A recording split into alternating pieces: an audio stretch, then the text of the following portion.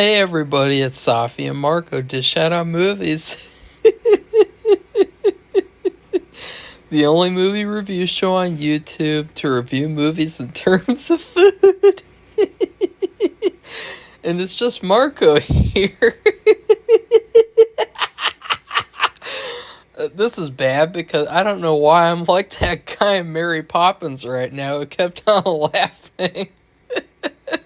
I don't know why, but I am here today to review the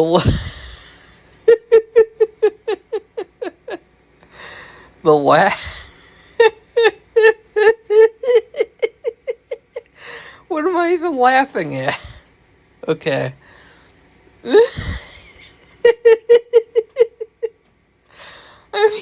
I'm here today to review.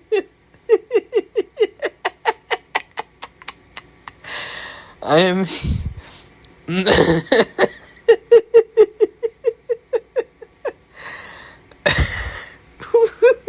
Why am I laughing? I don't even know why I'm laughing. Okay. I am here today.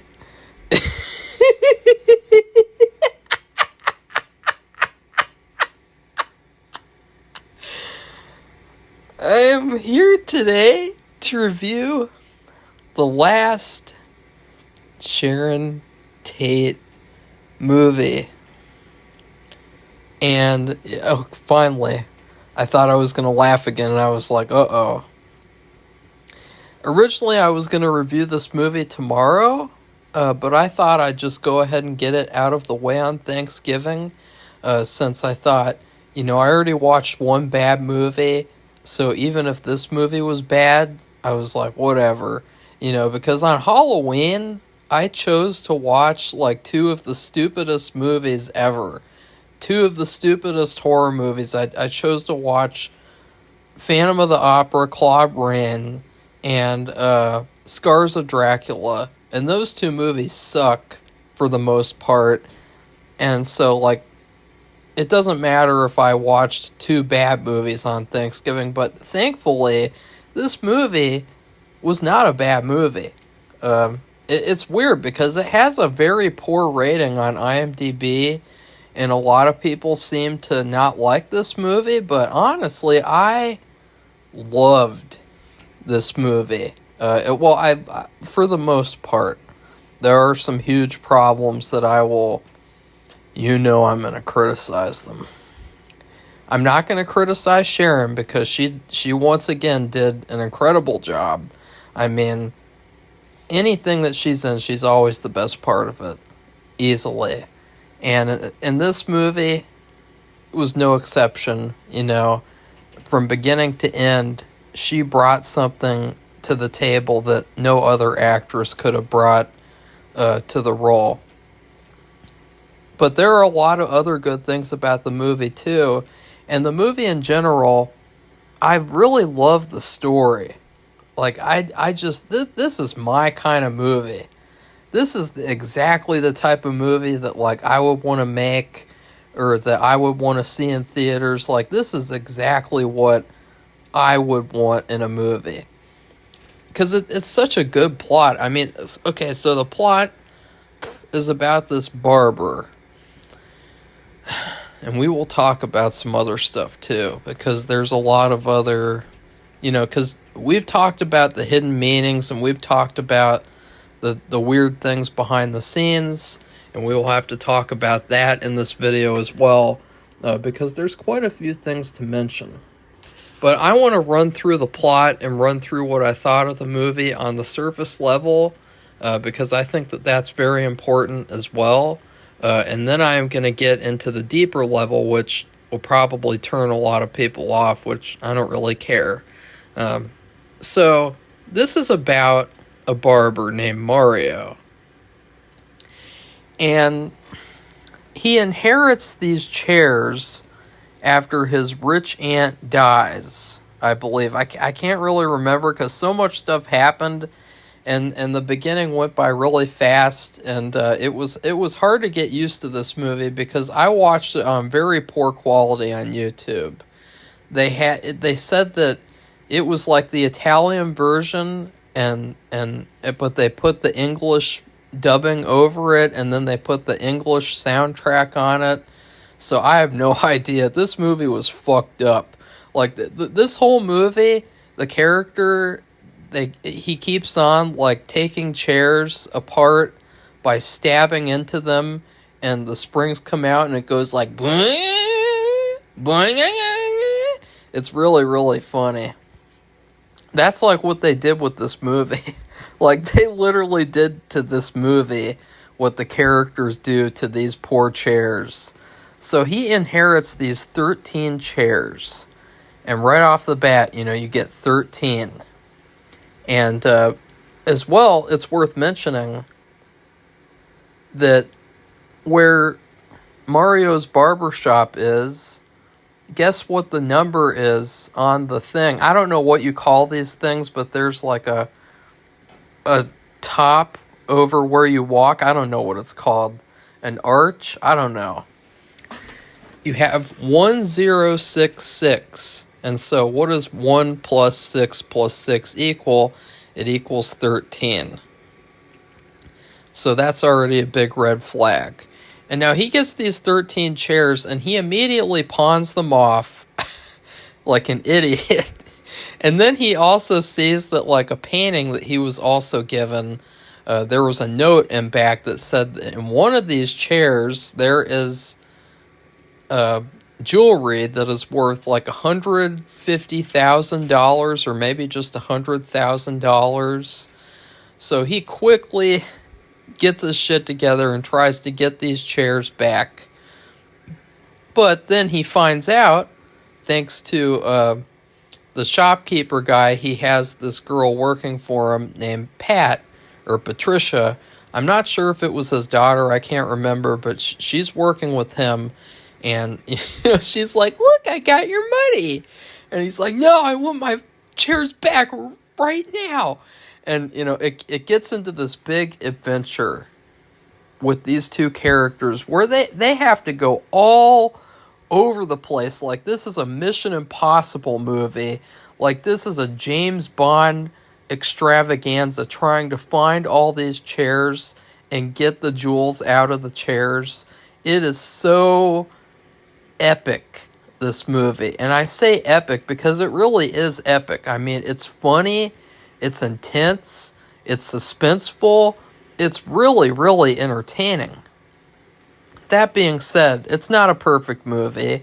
There are quite a few flaws that I will be pointing out very shortly. But I would also like to point out that the characters, they go to this hotel because there's this whole big deal about, like, how, I'm not going to go through every single little thing, because when you deal with, like, a suspense story like this, there's a lot of things that happen to draw out this suspense and to make you, on the edge of your seat. But the characters are in this hotel, and they are staying in rooms 33 and 34. And so obviously right there you'd have 3 plus 3 equals 6, and then 3 plus 4 equals 7, 6 plus 7 equals 13. So you have another 13 in this movie. And these characters, through the whole movie, they go on these adventures to get after all these different chairs to try to get the goods. And they get into a lot of really bad and uncomfortable situations. It's really, really good. There's this part where the main guy, he goes into the store and he rips up a chair, and then he gets taken away and put in a mental asylum, and they think that, like, he's like a madman, and he's just got to rip up chairs all over the place. And then she obviously comes in to save him, and then she starts tearing up chairs in there too, and they're like, "Uh-oh, it's like an epidemic, and he's the carrier, and we got to get him because he's spreading his chair virus around." Like, it's so crazy and it's so over the top. One thing to criticize, though, well, we'll have two things here. one of the things is that some of the music in this movie, it was kind of like elevator music, and I really didn't like it. There was some good music towards the end and in the second half, but a lot of this music was like elevator music, and it was really, really like, yeah, yeah. They paid a lot for these really good actors, but they did not pay a lot for the guy who made the music. So there's some really confusing parts in this movie that have to deal with the editing, I think. There's this first part where Patricia is with him in a car, and they're driving away from the asylum, and they're speeding all around, and then all of a sudden the main character wakes up and everything has been a dream. But I was really confused as to like what was a dream. Like just them fighting in the car? Or him being in the asylum? Or what? Like I was really confused, and they don't even explain it or anything. I was like, what the hell is going on here? So then they keep on going and going, and there's this other thing where there's another chair, and it's in this embassy, and so this black girl at the embassy, he hooks up with her, and he just keeps on trying to get into her purse to get the keys so that he can get back into the embassy and get the chair. And he ends up having to go back to her apartment with her.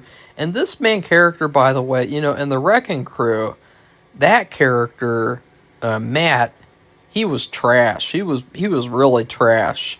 Like he was as I said in that review, Dean Martin did a terrible job, and it was like he was a washed up hack, and he wasn't putting any effort into that performance, and she was carrying him the whole movie on her back. And I mean, I bet well, never mind. She carried that movie. Well, in this movie, this main character, I would actually say, was like up to par. He did a really good job. I've never seen this actor before. I bet he's like a famous like Italian actor. But he did a really, really good job, and he was really entertaining and charismatic. And I think he slept with like almost every single female character in this movie, except for this one woman who he just abandons for the key. And then, of course, that doesn't work. And another thing I'd like to mention is that the sound that the chair makes when he tears into it, it's a really, really funny sound. It's like a... It's really, really funny. And that's part of the comedy of the movie, is like every time you get to a part when he cuts open the chair, you get to hear that sound. And it's like the anticipation of getting to hear that is really, really good. So then I'm going to go through the rest of the things now. Then they go to this auction, and there's this guy there who's introduced, and he's kind of like the villain, in quotes, because he's not really a character at all. He's just a guy who overhears them talking about the jewelry, and so he wants to get in on it too.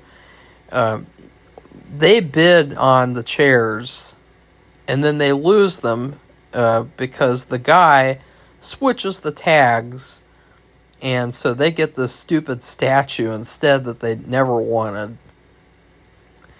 And then there's this whole ordeal where they split the chairs in half. And so they put half the chairs on this Theater of the Macabre, and I'm calling it Macabre to be a douchebag. I'm not calling it Macabre because I actually think that macabre is macabre. And I think the comedy of that joke just was spoiled because I had to explain it.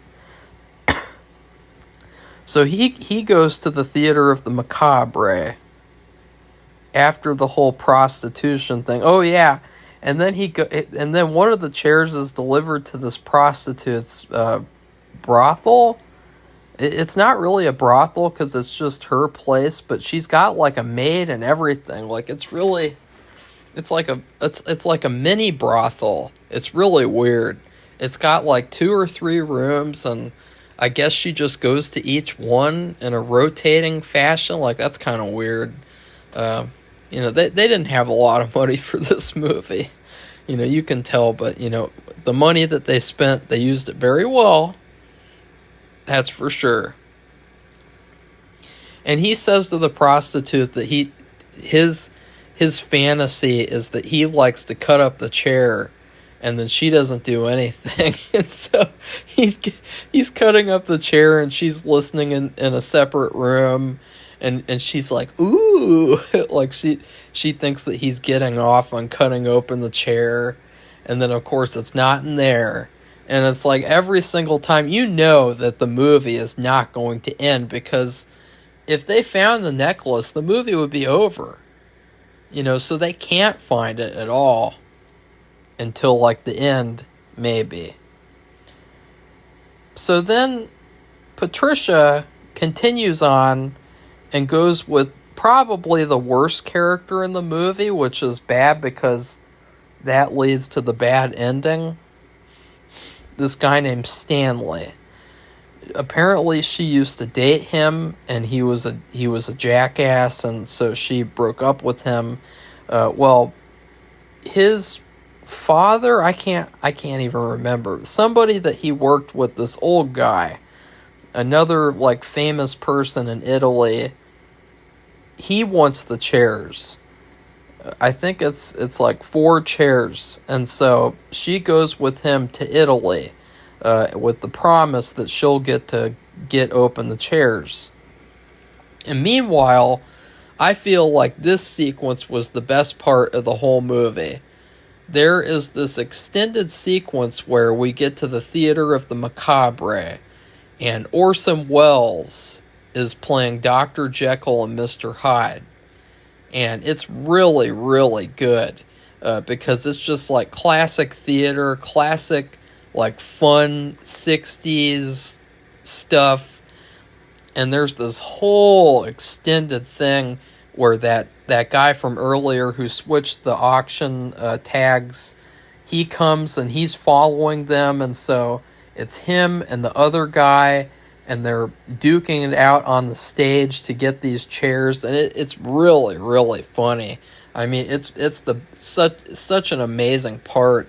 I was like on the edge of my seat, like thinking, what is going to happen next? Like, seriously, like I really enjoyed myself watching this movie. Like, I am shocked at how good this movie was, considering like how seem a negative review that it has from everybody. Like, everybody shits on this movie for some reason. And I wonder too, this was the Italian version of the movie, so I wonder like what the differences are with the American version, because maybe the American version is bad. Like, maybe the American version has a lot more problems, but the ending is a huge problem though. So, I can't really even see like, I can't see it being much worse. Even if you like took stuff out or added stuff, like I can't even see like how could this be worse? It's a good movie. It's one of the better ones of hers that I've seen, thankfully. So this grand finale is like 30 minutes where it all revolves around this Italian villa and the 4 chairs, and 2 of them the daughter wants, and then 2 of them the dad wants. And meanwhile, Stanley is basically trying to force Patricia to be with him. And, he basically used this all as a ruse to get her to Italy, to screw with her, and to get her back, and to... he's also like, look, we can tear open the chairs, but you have to be with me, and, we can split the money, and then you'll get all of me, too. That was one of the cringiest parts of the movie, was that, and I think she even sleeps with him, too. I'm not really sure, because they cut away, and they never bring it up again. But he starts making out with her, and then he's like, you'll get half the money, and then you'll get all of me. And I was like, ugh! Like, that was one of the cringiest lines. And then after that, I guess she's planning on marrying him or planning on being with him. It's really strange. The way that people act in this movie, they don't really act like in real life, It's very, how should we put this, over the top and kind of convenient. Because, honestly, I wouldn't see any of this happening. And so you really have to suspend a lot of your disbelief with these characters. And so finally they go back to the villa together, and there's this whole big back and forth for 30 fucking minutes. And he manages to get the chairs. They tear them open. There's nothing in them. And so there's 2 last chairs. And the only way to get to these, after they've gone through all this shit, I mean, they go through a lot of shit to get these chairs, guys. It is ridiculous how much stuff they have to go through to get these chairs. They have to get the last 2 that are in the dad's office, the rich guy, and they do not know how to get into his office. So there's this really weird subplot in this movie where the daughter, she really wants to lose her virginity. And first off, she tries to lose it to the upholstery guy who comes to fix the chairs before they tear them open to begin with. And it's so funny with him because he almost drowns and nobody really cares about him. And then after they save him, the daughter sees the main character running around kind of half nude, and she's like, oh, he'll do, and she runs after him. Now, this was one of the parts that really bothered me in the movie, because they cut, and then all of a sudden, it's at night, and he climbs into Patricia's room, and she's just all of a sudden in her bedroom getting ready to go to bed. And it doesn't make any sense because, did the day just turn to night in a matter of seconds? I didn't get that at all. And that really seemed like a terribly edited transition right there. And so, that was one of the glaring issues of the movie. Continuity issue. And just as they're about to go to bed, the daughter comes in and she says, I'll make a deal.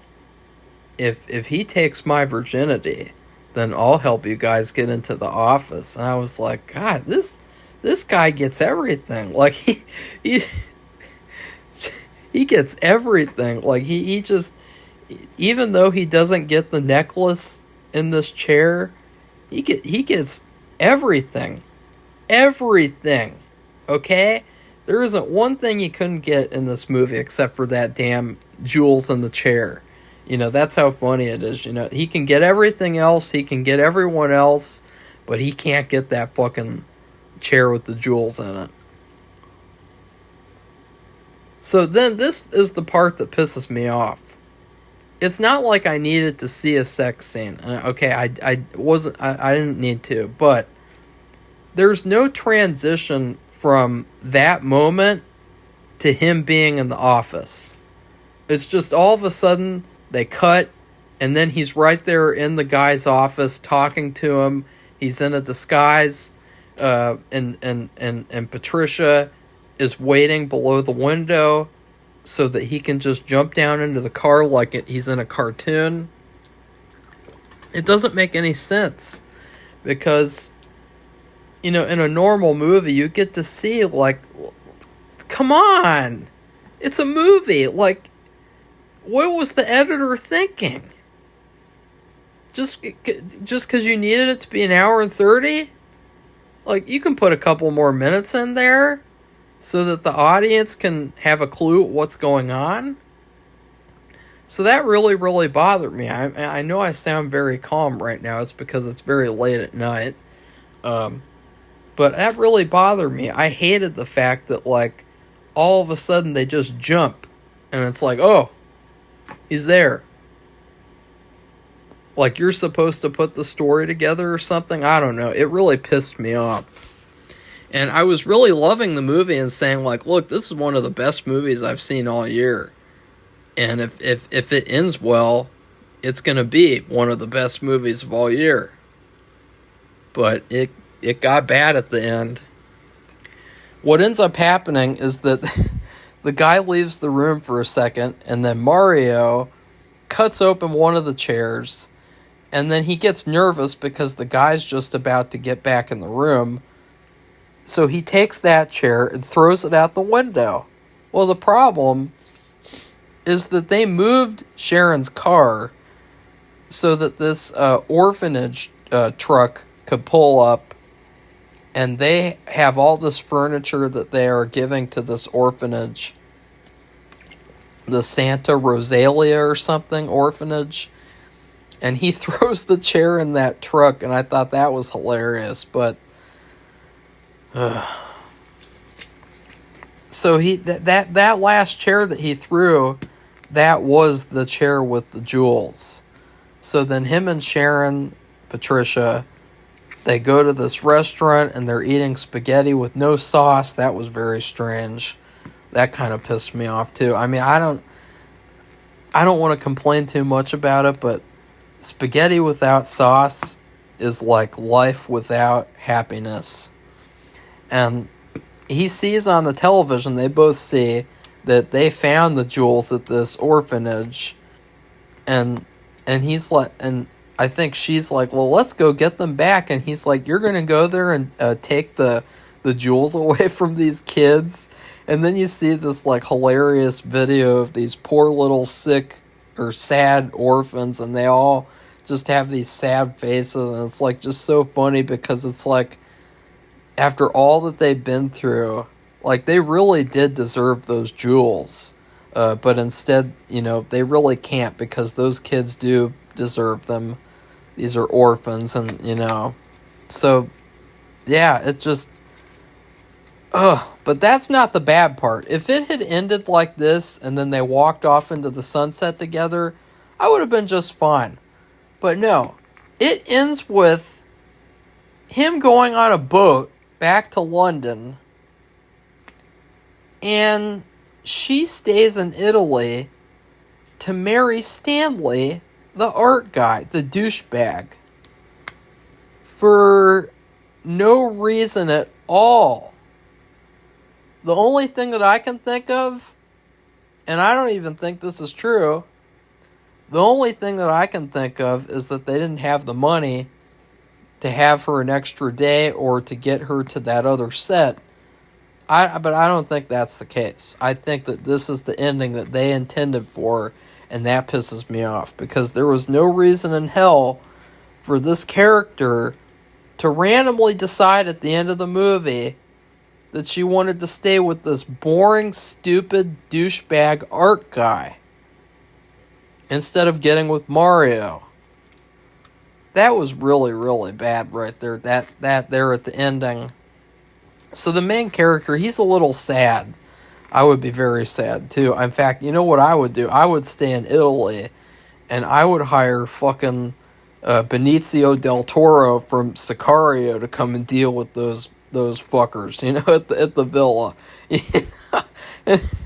I'd be like, here, Benicio, go get her back for me. I'll pay you. You just have to go to the orphanage and steal the jewels away from those children. You know, and you can guarantee that Benicio del Toro from Sicario, he would definitely steal those jewels back from those children. He would have no problem doing that. Like, he was a total badass, a total renegade. And so, like, not only could I get the jewels, but I could also get the girl, because that's how it works in Sicario land. Are they ever going to make a third one to that series, do you guys think? Like, because the second one was an epic failure. Nobody really liked the second one, but I thought that it was supposed to be like a trilogy. So I wondered if they'd make a third one, finally. But the ending is probably the worst part, her staying in Italy and not being with him. I mean, that just made no sense at all. So then he goes back to his barber shop to be a barber again. And this is where it gets really weird. There's this guy that randomly comes into the store and he says that the lotions that you were selling at the beginning of the movie that we focused on for like 2 seconds, well, people are bidding on those lotions to buy them for millions and millions of dollars. So you are officially like a millionaire, and you're rich. And he's like, how did you do it? And the guy like starts mixing up some of the lotion like it's a potion, and all of a sudden there's this explosion, and everybody has like tons and tons of hair and a beard. So like this lotion that he was selling somehow made people like grow all their hair and then some, grow it all out like cavemen. And there's a couple of things, and so that's kind of like the ending of the movie. It's like an ironic, funny ending that like, oh, he got really rich from those lotions, and so he'll be a happy man after all, but he won't get the girl because I don't know why. It's a mystery to me. A couple of things I'd like to point out. First off,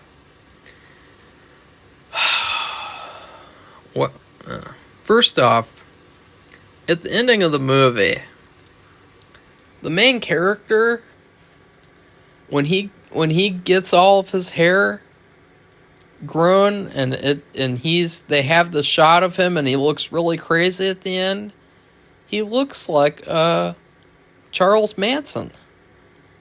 And that is the shot that they end the movie on. They end the movie on this shot where you have this guy, he looks almost exactly like Charles Manson after he's had all of his hair grown out like this. And I was thinking, why did they cast this guy? Did they cast this guy just because he looked exactly like that guy so that they could have this shot at the end here where that would be the ending of the movie? Another thing that's really creepy is that the last shot of the movie that we see of Sharon is a shot of her waving goodbye. And that was really upsetting, honestly. Like, the movie has so much more to it when you take into consideration the historical context. And then also, I don't want to dwell too much into it because I know that a lot of people aren't going to get it.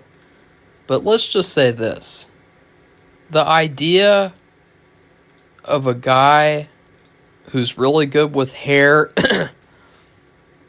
is dating Sharon's character, and they go on this big adventure together and they're perfect together, and then all of a sudden this jackass douchebag rich guy, this artist guy, steals her away from him. Even though they're perfect together, he steals her away right there at the end. And then he's just the hair guy again. I don't want to paint any, comparisons to real life, but I mean, that right there is fucked up. And that right there, I don't even have to tell you guys what that has to do with that, but that is really, really fucked up. That this is her last movie and that this is the story that they went with, because it's very similar to what happened in real life, and the reason why obviously she ended up being murdered, as well as the hair guy. Another thing to mention, would be the idea of sacrifice, because in the majority of her films, there were sacrifices. And they were very, very heavily emphasized.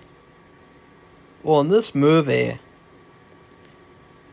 you kind of have a bunch of sacrifices. And the main one, of course, was at the end, where they sacrificed not getting the jewels so that these orphans at this orphanage could keep them.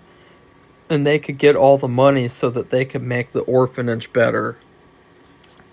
You know, that was a big sacrifice. I mean, they put all their effort. They travel from country to country to get these jewels.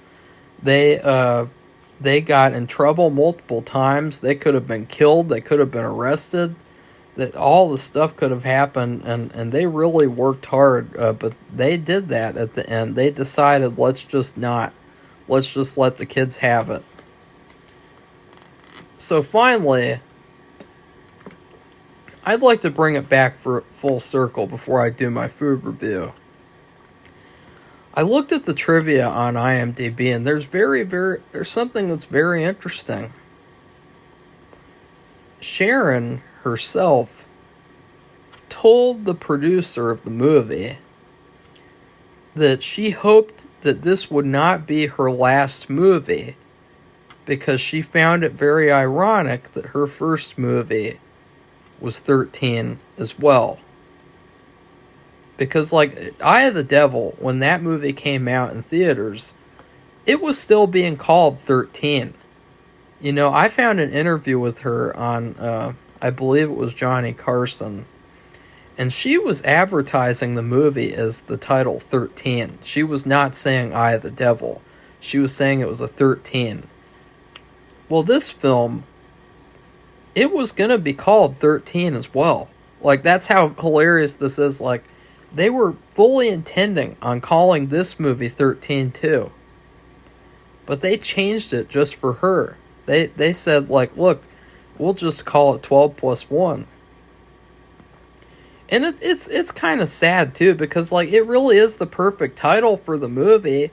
Like, because there are 13 chairs, and, you know, that's a perfect title for the movie, you know, but there's also a number of things that happened that leading to him changing this title, because he claims that while he called this movie 13, a lot of bad things happened. Members of the camera crew were injured when an actor's foot slipped off the brake to the accelerator and his car plunged into them. A young actress fell down steps and broke her jaw. An assistant director suffered a heart attack. And the leading man, the main guy in this movie, Vittorio Gassman, sorry, he fell ill with hepatitis. And so, you know, so he changed the title after all that stuff happened. But it was too late. And so, there you go, guys. And that's pretty interesting right there. Like, see, there's so many things behind the scenes with her career that really paints a bigger picture on that what was going on behind the scenes. Because this movie, it was kind of a creepy movie, all things considered, and especially the ending. I mean, the ending was probably the creepiest part of the movie, because it was very, very similar to real life. And it was a huge Debbie Downer of an ending. So in terms of food, I really liked this movie, but then you had that ending, it just fucked it all up. I'm gonna give this movie... Okay, I'm gonna give it Wendy's. And now, last week... Was it last week? I think it was. No. Maybe it was 2 weeks ago. I can't even remember at this point. I'm fucked up. It's late at night and I'm tired. I got Wendy's again, and I got exactly what I got on Halloween.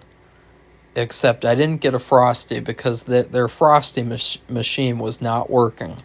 Those fuckers at Wendy's. They're screwing me over out of getting my Frosty.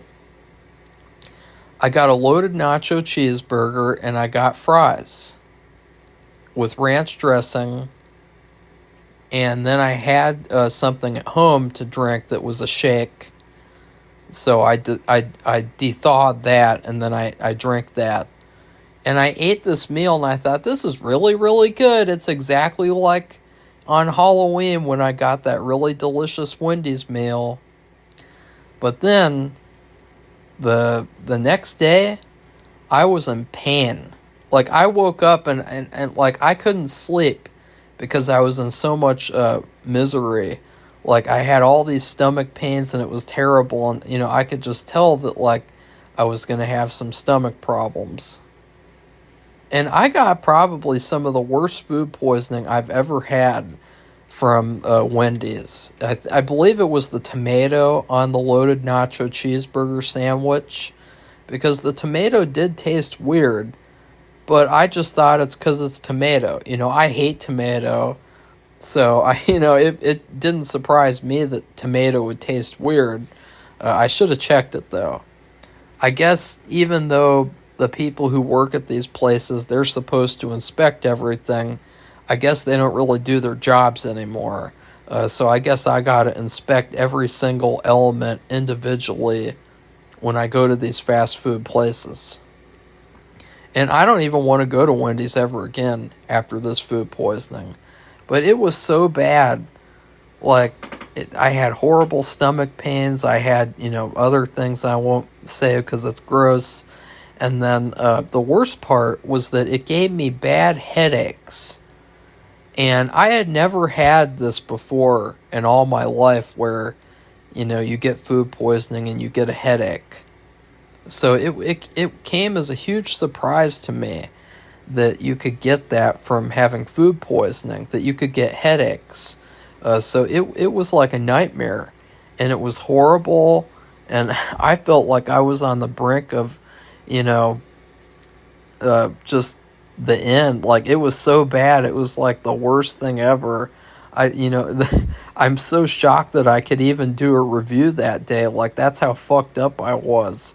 I was just like about to pass out from being so sick, and I took like 5 naps in the evening, and that's like what this movie is, though. It's like, you think that it's really, really good.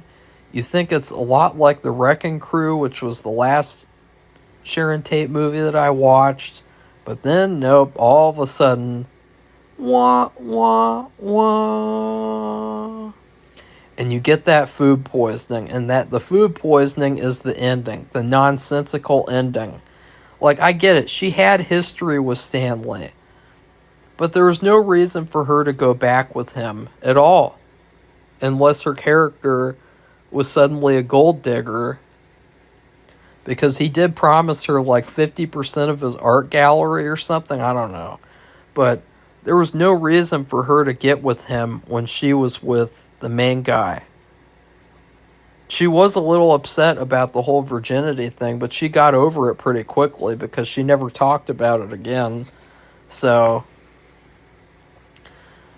yeah, they really fucked up this movie, and, honestly, they shouldn't have made this movie.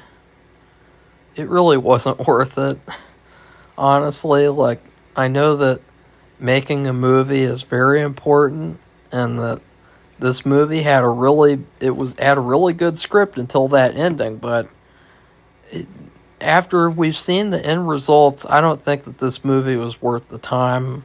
I feel like they should have made like a different movie, like maybe like a movie where she like kicks ass, and it's a sequel to The Wrecking Crew where Matt Helm isn't in it because he's a washed up sellout, and she can just be the star of it, and she steals the gold back from some guy who's a bad guy, and like, that's what I would have rather watched. I would have rather have had a sequel to The Wrecking Crew with her, because like, she was much better in that movie, because the movie was much better, and it gave her a lot more to work with. But anyways, I really enjoyed this movie regardless. I'm not going to take the ending too seriously because that's a silly thing to do. And then, so please like this video and comment and subscribe to our channel if you'd like to see more honest movie reviews. I will be ranking all of her movies very, very shortly, and my list will be a little bit controversial. I'm not really sure at this point because there's a lot of people who, like, they hate certain movies that you think that they would really love that are, like, really well known. But then there's other movies where they really love them and you're not sure why because they're kind of obscure. And it's kind of weird that, like, those are the ones that are preferred.